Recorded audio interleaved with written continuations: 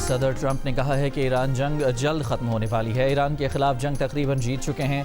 سوال پر کہ کیا اس ہفتے ایران جنگ ختم ہو جائے گی، ٹرمپ نے کہا نہیں، بولے اپنی ابتدائی ٹائم لائن سے بہت آگے چل رہے ہیں۔ ایران کی ڈرون مینوفیکچرنگ کو نشانہ بنانا شروع کر دیا ہے۔ دعویٰ کیا کہ ایران کے 51 بحری جہاز تباہ کر دیے۔ ایران کے ڈرون حملوں میں 83% کمی آئی ہے۔ ایران نے آئل سپلائی کو نقصان پہنچایا تو ہم سخت حملے کریں گے۔ تیل سے متعلق کچھ پابندیاں ختم کر رہے ہیں تاکہ قیمتیں کم ہوں۔ ایران پر حملے سے پہلے معلوم تھا کہ تیل اور گیس کی قیمتیں بڑھیں گی۔ تیل کی قیمتوں میں اضافہ توقع سے کم ہے۔ وقت آنے پر آبنائے ہرمز میں امریکی نیوی جہازوں کی حفاظت کرے گی۔ روسی صدر پوتن سے اچھی بات چیت ہوئی ہے۔ پوتن چاہتے ہیں کہ ایران سے متعلق مدد فراہم کریں۔ ایران میں بچیوں کے اسکول پر حملے کی تحقیقات کی جا رہی ہیں۔ ایران کے ممکنہ سلیپر سیلز کی سرگرمیوں پر کڑی نظر ہے۔ بولے مجتبی خامنہئی کے انتخاب پر مایوسی ہوئی۔ ریپبلکن کانفرنس سے خطاب میں دعویٰ کیا کہ ایران کی آئندہ قیادت کو بھی مار دیں گے۔ ایران کی پوری بحریہ کو تباہ کر دیا۔ ایرانی ڈرون اور میزائل سسٹم کو تباہ کر دیا۔ ایران میں زمینی فوج بھیجنے کا فیصلہ نہیں کیا۔ ہم آپریشن نہ کرتے تو ایران 2 ہفتے میں ایٹم بم حاصل کر لیتا۔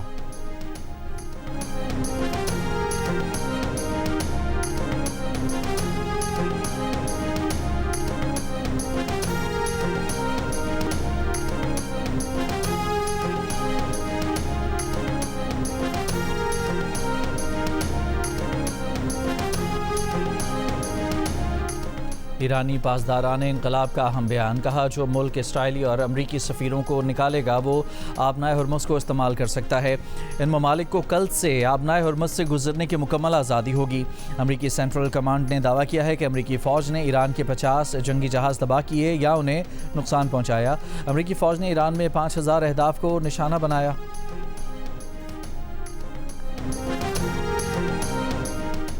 ایرانی نائب وزیر خارجہ نے کہا ہے کہ چین، روس، فرانس سمیت کچھ ممالک نے جنگ بندی سے متعلق رابطہ کیا ہے۔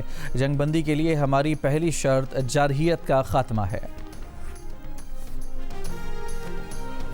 روسی صدر پوتن کی امریکی صدر ٹرمپ کے ساتھ فون پر بات چیت۔ روسی ایوان صدر کرملن کے خارجہ پالیسی کے معاون کے مطابق پوتن نے ایران سے جنگ کے جلد خاتمے کے لیے ٹرمپ کو کچھ تجاویز دی ہیں۔ دونوں رہنماؤں نے تیل کی عالمی صورتحال پر بھی گفتگو کی۔ توانائی بحران سے نمٹنے کے لیے حکومت کے اہم فیصلے، دفاتر میں ہفتے میں 4 دن کام ہوگا۔ بینکنگ سیکٹر اور ضروری خدمات پر اطلاق نہیں ہوگا۔ بیشتر سرکاری اور نجی اداروں کا 50% عملہ گھر سے کام کرے گا۔ وزیر اعظم کی جانب سے کفایت شعاری اور تیل کی بچت کے اقدامات کا نوٹیفیکیشن جاری۔ 60% سرکاری گاڑیوں کے استعمال پر پابندی۔ سرکاری گاڑیوں کے ایندھن میں 2 ماہ کے لیے 50% کٹوتی کا بھی اعلان۔ سرکاری اخراجات میں 20% کمی اور غیر ضروری خریداری پر 2 ماہ پابندی عائد۔ وزرائے مملکت، مشیران، خصوصی معاونین 2 ماہ تک تنخواہیں نہیں لیں گے۔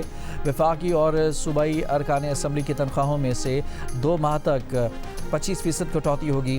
3 لاکھ سے زیادہ تنخواہ پانے والے گریڈ 20 اور اوپر کے وفاقی اور صوبائی افسران کی 2 دن کی تنخواہ کٹے گی۔ تمام اسکول موسم بہار کی چھٹیاں 16 مارچ سے 31 مارچ تک ہوں گی۔ اسکولوں میں امتحانات شیڈول کے مطابق جاری رہیں گے۔ کالجز اور یونیورسٹیوں میں آن لائن کلاسز ہوں گی۔ سڑکوں پر حد رفتار کم کر دی گئی۔ موٹر وے پر 90 سے 100 کلومیٹر فی گھنٹہ ہوگی۔ ہائی ویز پر حد رفتار کم کر کے 65 سے 80 کلومیٹر فی گھنٹہ کر دی گئی ہے۔ شادی کی تقریبات اور پارٹیوں میں مہمانوں کی تعداد 200 کرنے تک اعلان کیا گیا ہے۔ شادی کی تقریبات اور پارٹیوں میں صرف سنگل ڈش دی جائے گی۔ کفایت شعاری اور تیل کی بچت کے اقدامات پر عمل درآمد فوری ہوگا۔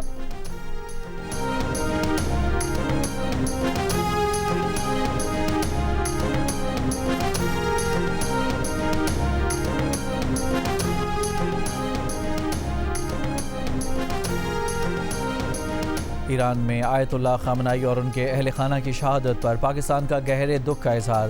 سعودی عرب، کویت، قطر، بحرین اور دیگر خلیجی ملکوں پر حملوں کی مذمت۔ وزیر اعظم نے کہا خلیجی ملکوں پر حملوں سے خطے کے امن کو شدید خطرات لاحق ہیں۔ پاکستان ان ملکوں کی سلامتی کو اپنی سلامتی کا حصہ سمجھتا ہے۔ برادر ممالک کے قائدین سے تفصیلی گفتگو کر کے پیغام دیا ہے کہ پاکستان آزمائش کی گھڑی میں ان ملکوں کے ساتھ شانہ بشانہ کھڑا ہے۔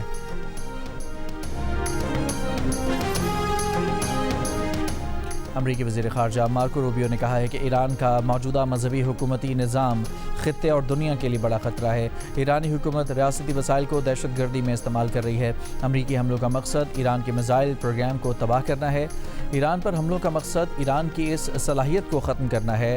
ہم بزور طاقت اس مقصد کو حاصل کرنے کی راہ پر گامزن ہیں۔ ایرانی حکومت دنیا کو یرغمال بنانے کی کوشش کر رہی ہے۔ ایران اپنے پڑوسیوں پر حملے کر رہا ہے، توانائی اور شہری آبادی کو نشانہ بنا رہا ہے۔ ایران پڑوسی ممالک میں سفارت خانوں پر حملے کر رہا ہے۔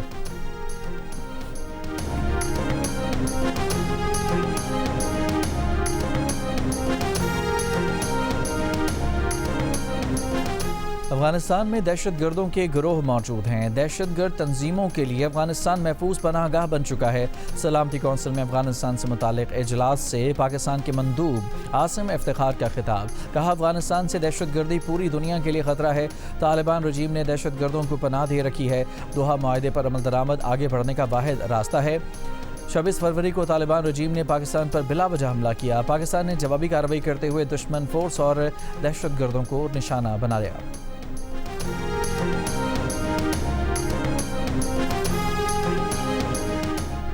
ایرانی صدر پزشکیان کی ترک ہم منصب ایردوان سے گفتگو۔ ایرانی صدر نے کہا کہ ترکیے پر ایرانی میزائل حملے کے الزام کی تحقیقات کے لیے تیار ہیں۔ تحقیقات کے لیے ایران اور ترکیے کی مشترکہ ٹیم تشکیل دینے کو تیار ہیں۔ ترک صدر نے کہا کہ نیٹو ایئر ڈیفنس نے ترکیے کی فضائی حدود میں ایک اور میزائل مار گرایا۔ پاکستان میں امریکی شہریوں کے لیے امریکی سفارت خانے کا سیکیورٹی الرٹ۔ اسلام آباد، لاہور، کراچی اور پشاور میں امریکی عملے کی نقل و حرکت محدود کرنے کی ہدایت۔ آج سے امریکی اہلکاروں کی سرگرمیوں پر پابندی۔ امریکی سفارت خانے کا الرٹ جاری۔ امریکی شہریوں کو سفارت خانے کی ویب سائٹ پر معلومات دیکھنے کی ہدایت۔ دبئی میں فضائی دفاعی کارروائی کا ملبہ گرنے سے شہید پاکستانی کی شناخت مظفر علی کے نام سے ہو گئی۔ حکام کے مطابق البرشہ میں 7 مارچ کو فضائی دفاعی کارروائی کے دوران ملبہ گرا تھا۔ ملبے کی زد میں آ کر مظفر علی جان کی بازی ہار گیا۔ مظفر علی دبئی میں بطور ڈرائیور کام کر رہا تھا۔ تعلق صوبہ سندھ سے ہے۔ آذربائیجان کے صدر کی ایران کے نئے سپریم لیڈر مجتبیٰ خامنائی کو مبارکباد۔ آذربائیجان کے صدر کا آیت اللہ خامنائی کے انتقال پر تعزیت کا اظہار۔ آذربائیجان کے صدر کا باہمی احترام اور پر اعتماد تعلقات کو مزید فروغ دینے کی خواہش کا اظہار۔ سعودی عرب میں اعتکاف کا آغاز۔ حرمین شریفین میں 15,000 سے زائد رجسٹرڈ افراد کا اعتکاف۔ لیلۃ القدر کی تلاش میں معتکفین اور معتمرین کی مسجد الحرام اور مسجد نبوی میں خصوصی عبادات اور نوافل کا اہتمام۔ مملکت کی تمام مساجد میں نماز قیام اللیل کا بھی خصوصی انتظام۔ بیرون ملک پروازوں کی منسوخی کے باعث مسجد الحرام اور مسجد نبوی میں معتمرین کا غیر معمولی رش۔ برطانوی میڈیا میں اسلام اور مسلمانوں سے متعلق جانبدارانہ اور منفی کوریج میں اضافہ ہو گیا۔ برطانیہ کے 30 بڑے خبر رساں اداروں میں شاید 40,000 سے زائد مضامین کا جائزہ لینے والے سینٹر فار میڈیا مانیٹرنگ نے رپورٹ جاری کر دی۔ رپورٹ کے مطابق شائع کردہ نصف مضامین میں شدید تعصب پایا گیا ہے۔ برطانوی میڈیا میں شائع تقریباً 70% مواد میں اسلام اور مسلمانوں کو منفی تناظر میں پیش کیا گیا۔ برطانوی حکومت نے مسلم دشمنی سے متعلق تعریف شائع کر دی، جس کے مطابق مسلمانوں کے خلاف دشمنی سے مراد جان بوجھ کر ایسے مجرمانہ اعمال میں ملوث ہونا، ان میں مدد دینا یا انہیں فروغ دینا ہے جن میں تشدد، توڑ پھوڑ، ہراساں کرنا یا دھمکی دینا شامل ہے۔ مسلمانوں کے خلاف جسمانی، زبانی، تحریری یا الیکٹرانک ذرائع سے کی جانے والے اقدامات بھی مسلم دشمنی کے زمرے میں آئیں گے۔ مسلم اراکین پارلیمنٹ اور مسلم تنظیمیں طویل عرصے سے مسلم دشمنی کی تعریف وضع کرنے کا مطالبہ کر رہے تھے۔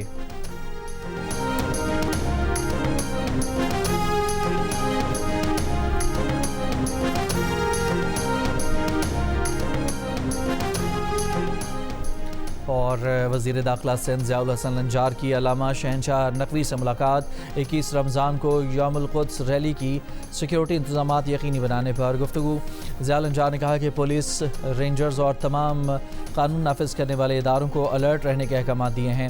موجودہ صورتحال میں افہام و تفہیم اور مذہبی رواداری کی ضرورت ہے۔ علامہ شہنشاہ نقوی اور منتظمین کی جانب سے مکمل تعاون کی یقین دہانی۔